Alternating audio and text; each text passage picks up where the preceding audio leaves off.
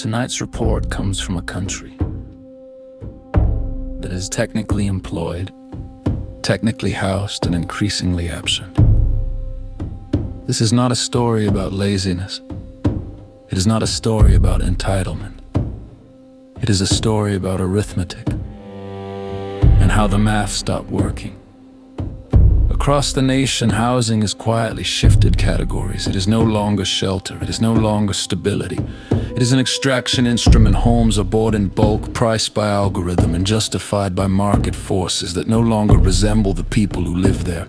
Platforms like Zillow didn't invent greed, they industrialized it. They turned housing into a feedback loop where prices chased themselves upward, disconnected from wages, disconnected from reality, disconnected from human limits. The modern rental market is not driven by need. It is driven by yield. When one owner holds 12 homes or 1,200 units, scarcity is no longer accidental. It is engineered. Empty apartments still count as assets. Vacant houses still inflate balance sheets. Shelter does not have to be used to be profitable. It only has to exist on paper. And this is where the system begins eating itself. Projections now show homelessness accelerating at a rate that can no longer be dismissed as cyclical or marginal if current conditions persist.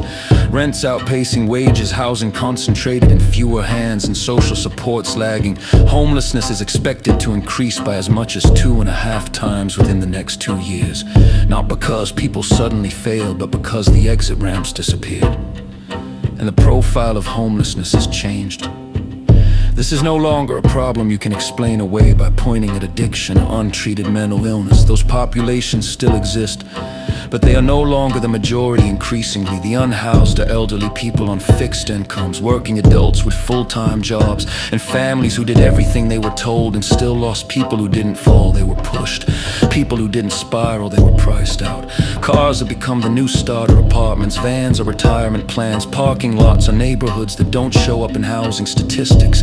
These are not people choosing homelessness. These are people who looked at rent prices, looked at their paychecks, and opted out of a rigged equation. Workers are told to work harder, be patient, wait their turn, but wages rise in inches while rent rises in yards. Pinocchio's disappear into annual increases. Overtime feeds landlords before it feeds families.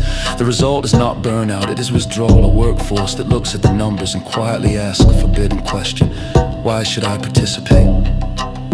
When full-time labor cannot secure housing, labor becomes optional, not morally, mathematically.